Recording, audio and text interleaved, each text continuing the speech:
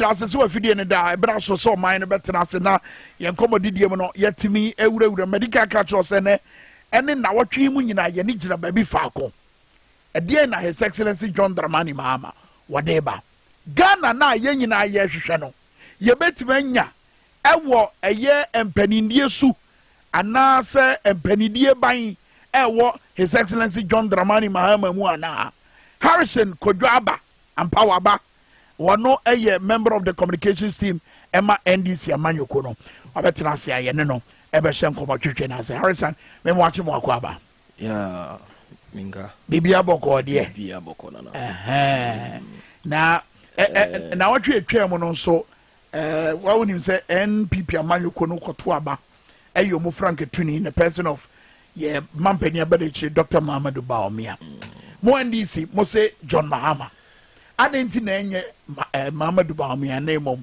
wo se ye His Excellency John Dramani Mahama Ghana fo nyina hwehwe fix the country for hwehwe mabunu no mu ni adwuma no hwehwe no ye benya wo John Mahama mu ana kire ma minjina kwanya yeso na minchia wo ne wahwefu nyina sanso na minchia uti region for ho na me free Krachi is constituency to be precise me den chia sronko ema concern youth of NDC Krachi is constituency especially omo chairman and chairman Yehowa ne mabankese ohweme nda no pai was your tati pa we your favorite host about politics ndi ndem aba haide minjina nanam na menkyerɛ say muni adwuma koso ye adwuma no was your wie kra I should exchange contact so that you can reach him yeah chino so sanso na machia papa J ofori krom Ashanti region ofori krom for communications officer we obi asabi obo adwuma pa de boa NDC party no sa papa J ebo adwuma de boa NDC party na se constituency communication officer no yeah sana ye communications officers across the country nyina be adwuma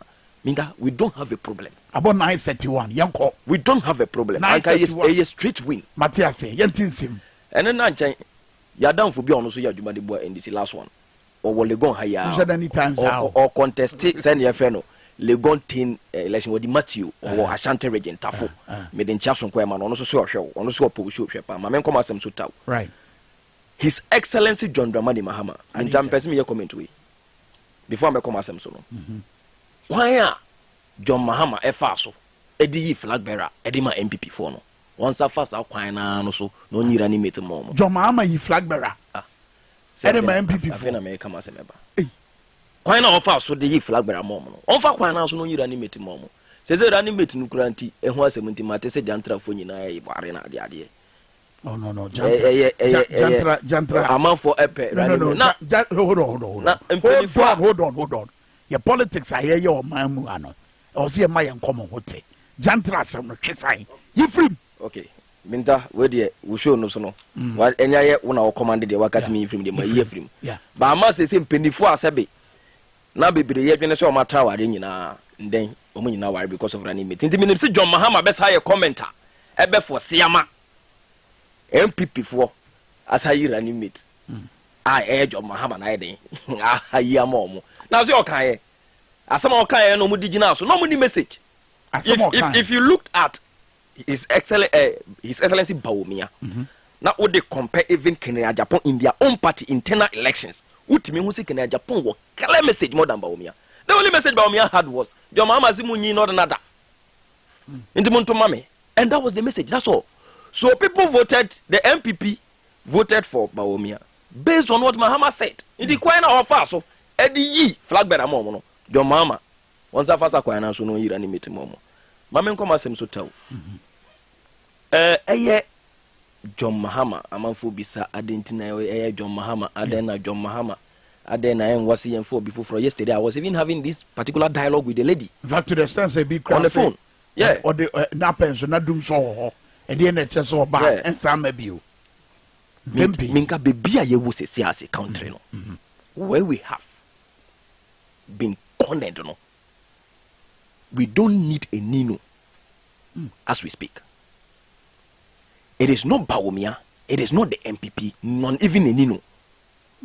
We want someone who is well experienced. Nino ni ade. Nino you be asabi or ba for frafin or ba be so ahwe.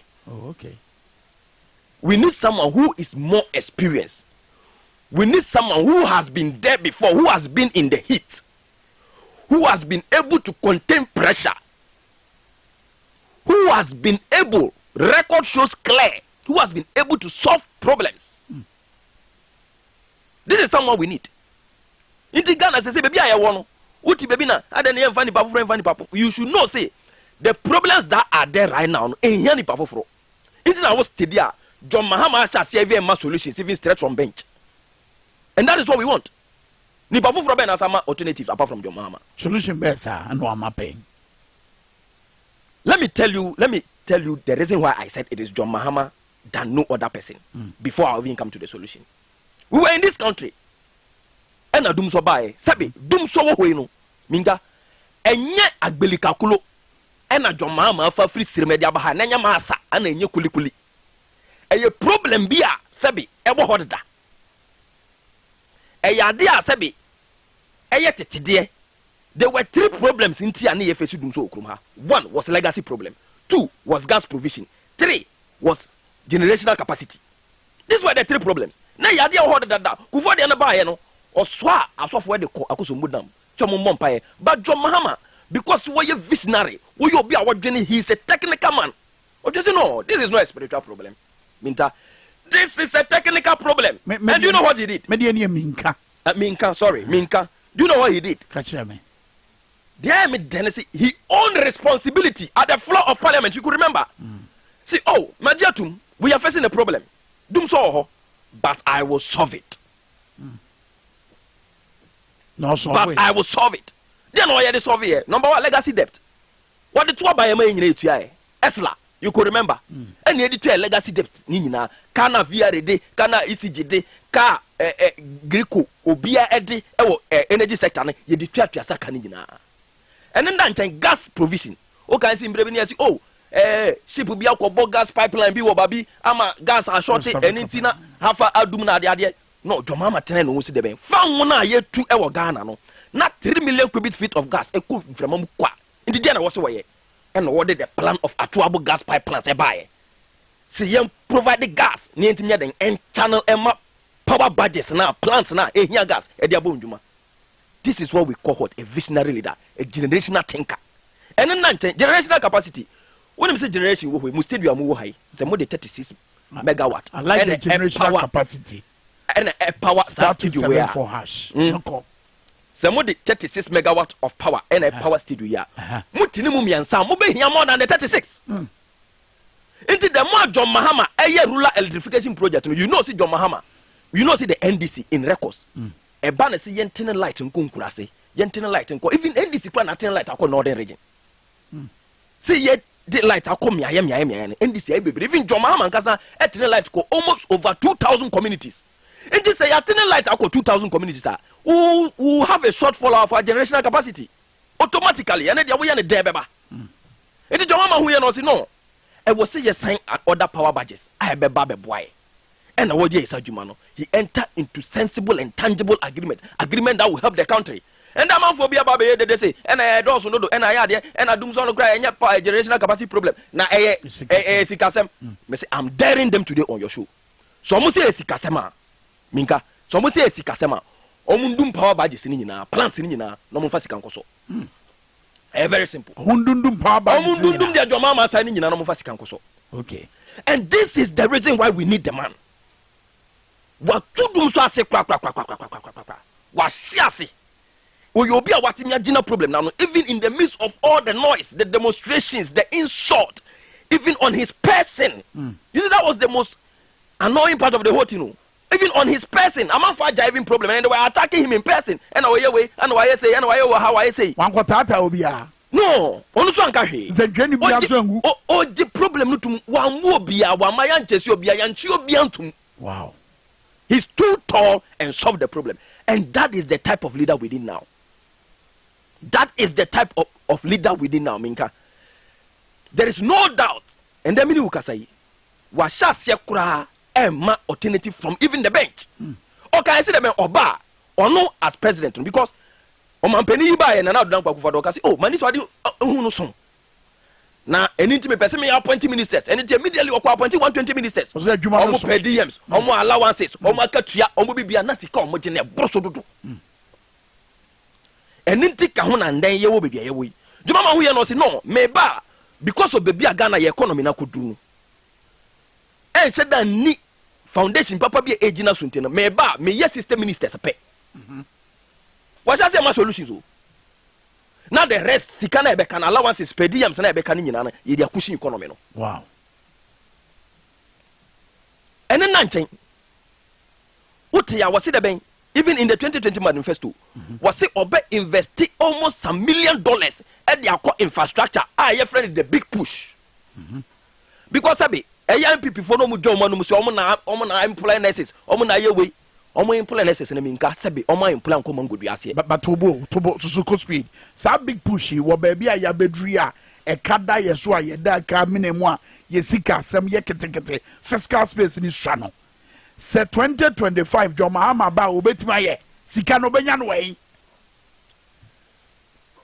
minka what be sa question papa now I want to tell you say mini wo kasa ye policy na ye de ba as a party and ya be bo oman no ye mampenifo ete ho a omo ye den ye party mpenifo e draw a blueprint menka na sa a blueprint a sansem ya wabisa nyina answer se no be wum aye beba nti maye nom nkwan na nya fufu no mpato de meka no so wati ase ye nto ya blueprint na ba the way ya be solve this economic mess na ya betum nyina will be in that blueprint and we will go according to that.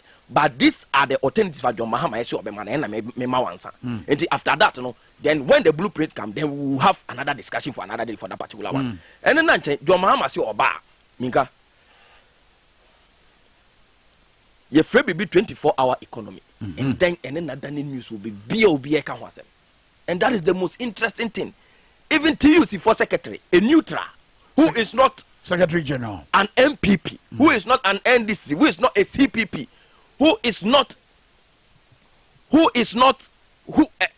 who doesn't belong to Minka any party, is telling you, see, this particular policy by His Excellency John Dramani Mahama is the game changer. Okay.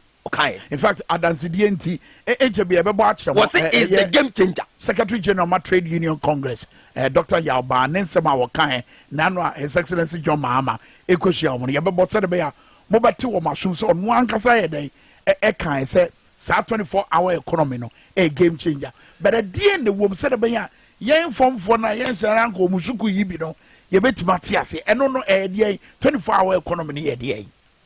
Minga 24-hour economy. There are some sectors, even in Ghana here, no, running that. Sectors like the hospital. A idea patcher say a juma or Hawaiian. A idea you bet no more in a Riana and no Abecosa and Ajo. Nature's the morning in a juma. Minga, I want to ask you a question. Send them in fantasy Mojuma Muhamu and Nipa 60 in the Muya Juma, only for day. Near the Anajokanwa, Nipa Hinamena.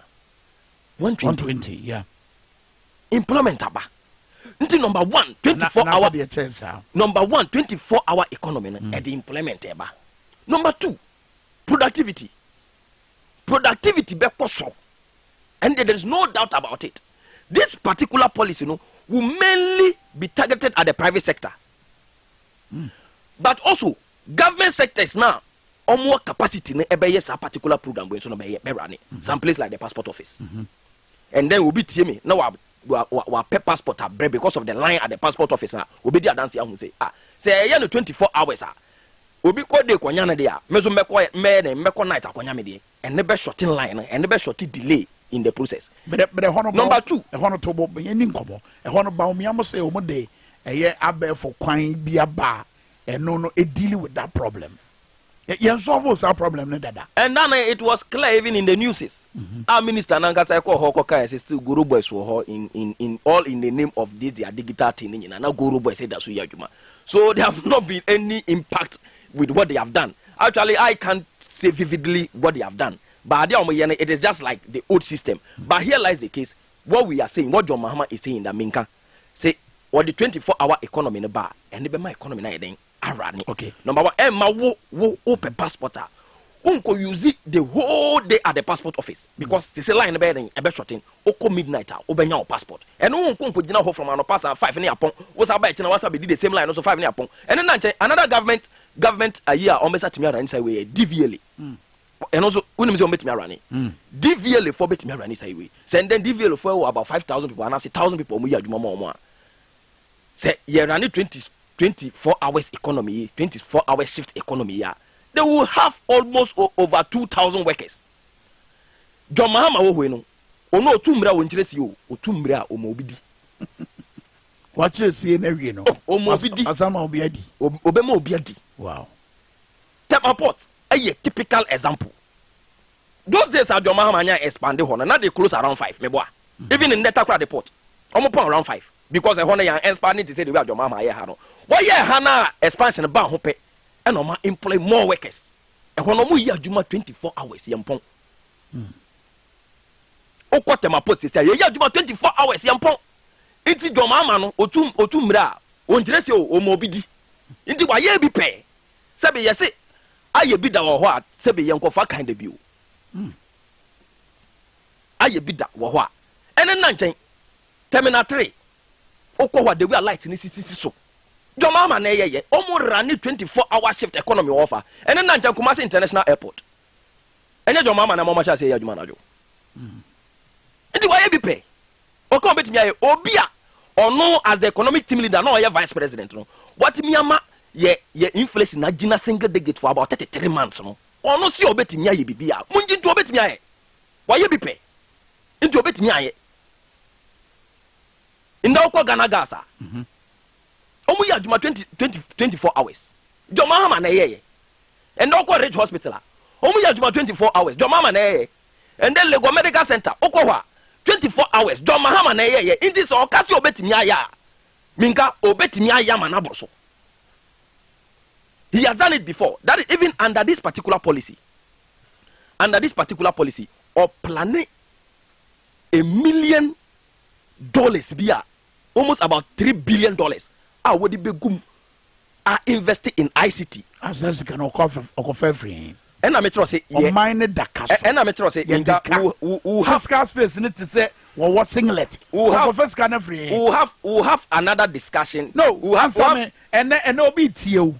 Opposition says, can you go free? Yakobos, what's your boyfriend? Or be a few. Maybe I don't know. I found a wobble policy. Yes. Minka, I feel na Jomama eden about policy so. All stakeholders are omo involved no. Omo involved. I feel only omo baba eden e baba tena. Ahun bebia. Je di sika no be free abeya adwuma no. Hwe.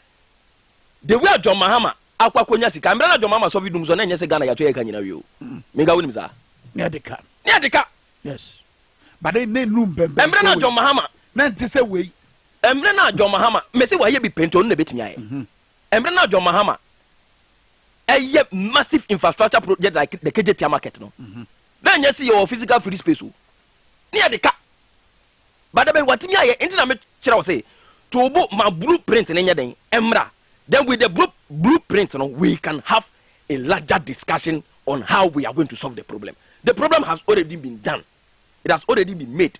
Internet your mama your bar. Number one. First, even my mentor even with your mama in your man or the two I'm even more a clue from how he even solved the problem here. Was it the obo betty ministers or so?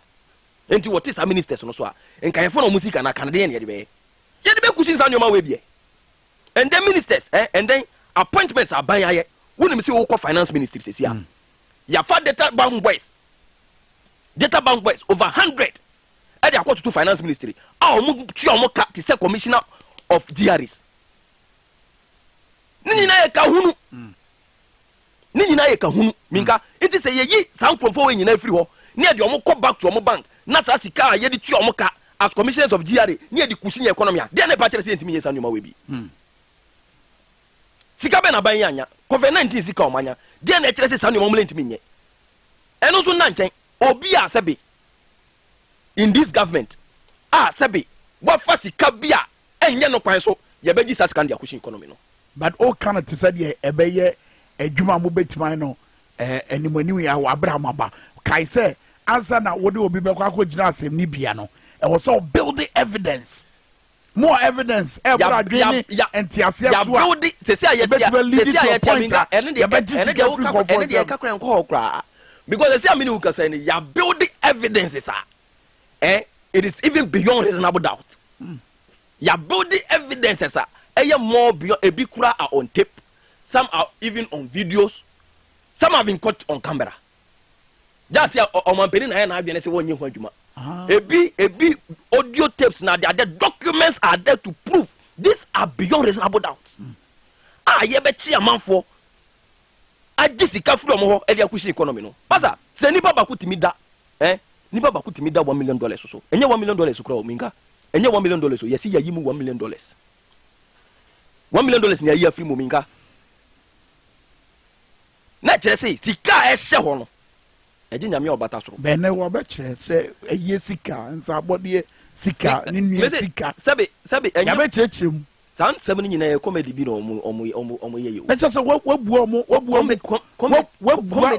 comedy kumfo ansa na obeti o masemo ana. Me say comedy bi no omo ye. So far as sika na nya koda ho no time no so a omo de beba. Mate wona. Minka 24-hour economy we nim say be provide security so. Because when we adi nti amanfo nya adwuma na adwo. Adi ba ko nti amanfo nya adwuma na adwo na security. Because security ni ho a nipa entimi nya den entimi nko free enkonyi na adwuma. Enti say no police force say police for be say memfa no approximately menya bibi menya mbo rough figure be 5,000 na say be run 20 shift hour economy a ye beji police say ye benya police 10,000 ye say another 5,000 be ka ho adwuma beba ye di soldiers be ka ho ye di immigration for be ka ho ye di customs be ka ho enti eyade a we say be we youth e wo country mu ha e ma wani je see His Excellency John Dramani Mahama edit this particular policy here den e di ababod enti na secretary no kra kan say de ben e ye game changer and then me ni wuka say ebebo acha 10:30 anajo na restaurant e wo krum nyina pon wonim za because bambo honsem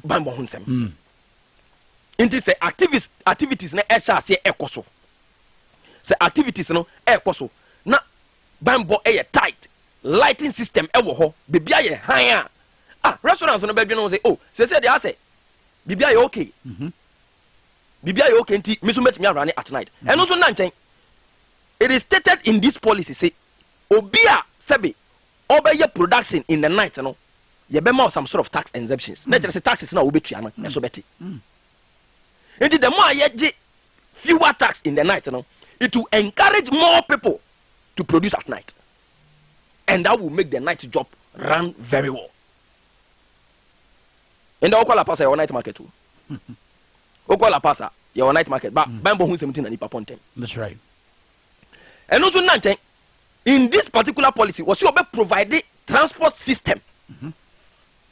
Obebo only stakeholders na tena o me hwe de we o be provided transport system ama workers say be o me adwuma na adwo. And that is a good news. And then one of the problem I face nipa spend most of in lifetime our traffic mu. Yeah. Most of the life who did say what the 10 years was as so what me di 5 years or traffic mu. Oh say si wanu so bi say what the 10 years was as so what me di 5 years e traffic mu. Traffic in some traffic in some organ and minka sabe e mobo e asefin what me na traffic mu na wankasa wa pa ba say ya wo bagana. Wow. Seriously. And if this particular policy should happen no a better traffic so say who has a high sense a better to say who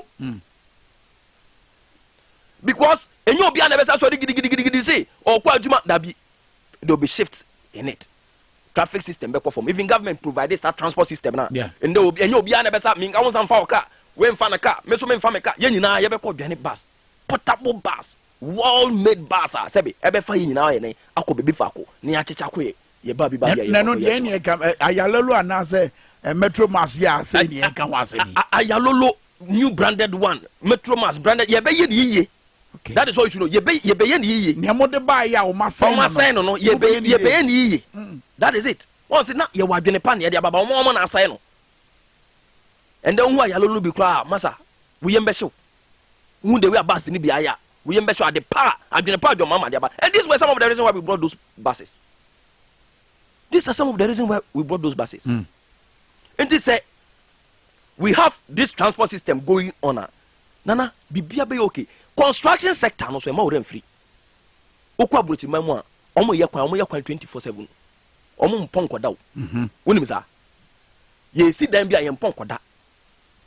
Ye si dan no from beginning from scratch to end. Ye nko break. Ebinum ko na ebinum ye den. Ebinum ba. Nipa benya djuma. The only thing the government needs to do is ube provide a lighting system. It is said Juma Babusu into more than 24 hours. Anything the 24-hour economy never. And here a quine be a modi Juma ebeba. Okay. A petty unemployment rate no say who that does not mean saying and no kwana mube jina so de Juma ba. Dabi. Akwan wo ho bebre. Say anything I metro say the party leadership is drawing a blueprint. Until with that, we are going to work with that. But when the center of discussion right now, His Excellency John Dramani Mahama, there are so many interesting things in that blueprint now, whatever. And right now, Michelle Nabo Sam George. Now, can't be Kurana, enemy you saw was a China blueprint in Mra. And as I'm there, walk and the bar, gonna be say, quiet slogan ya man for bobo boy and so obo say ye 2 aba mo that better than watch be ebini free SHS one district one factory one way and ya no be na mo person dia enye slogan na say we are going to involve ye be involve all stakeholders ne any o ma fa dwene ne ye dia ye yes enye se ye be ko tena ye de ma da de esum ye be ma ye ne asori abeka no. This particular policy was given birth by research. Minga what I say? It was given birth by research. Because the major problem in this country is a problem of unemployment. In the Nipa school, a man for a beca home. School and a Nipa and a man for a beca home. Fear and a Nipa eti. Eti research. I'm an a class and then a dear here to mamu for pania juma.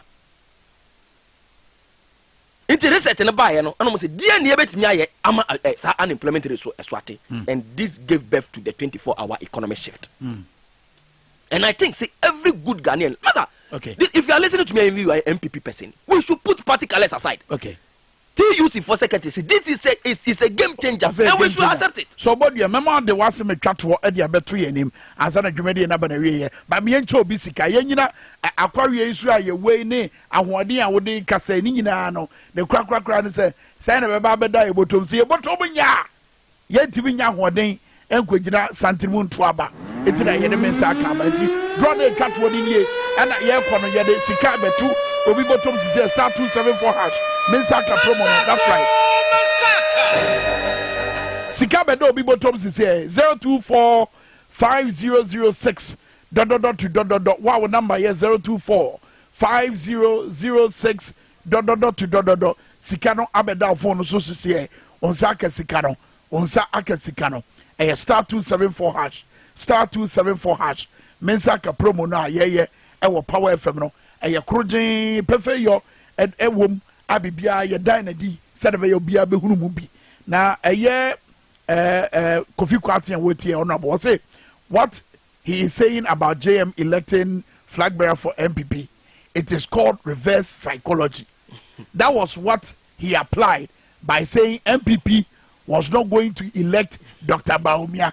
And while Obudibika Bawumia, so I said JM choose your friend of reverse psychology. Kwame MPP for no man go school.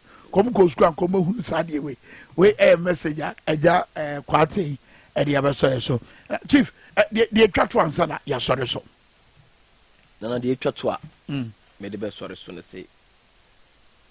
And then our major problem any the economic indicators, the macroeconomic indicators.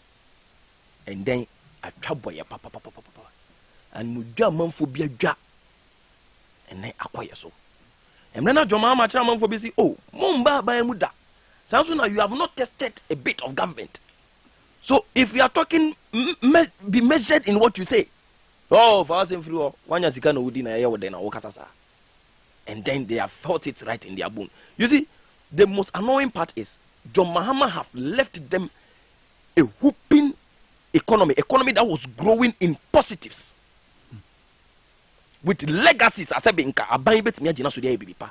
And so, but Omabano, Oma wura mu eno mo just table so eno mo acheche adi kwa ye dey see no enti me dey see nana any Ghanaian watching me this particular time forget about MPP NDC masa this 24-hour economy policy brought by JM no we should all support it ye gina ye nchire nipa se a game changer ye mani panti ase so if you are watching me today be an ambassador of a 24-hour economy sa Ghana ebeye kabehwe me da se me da se me ya so wanya bra wa ba cheche nsem amaye ni amaye nyina so woni enti a ye mfa ya koma ne adwene enta jo Mahama ni ehunu no se ono na betimi aboa Oman Ghana ama no asori ejina bushafo ha ne yede mu besi we Dwaboase wo power 97.9 media ne Kwame Minkah happy birthday nkoma on Yusuf we photographer our ICGC Covenant Temple Kotobabi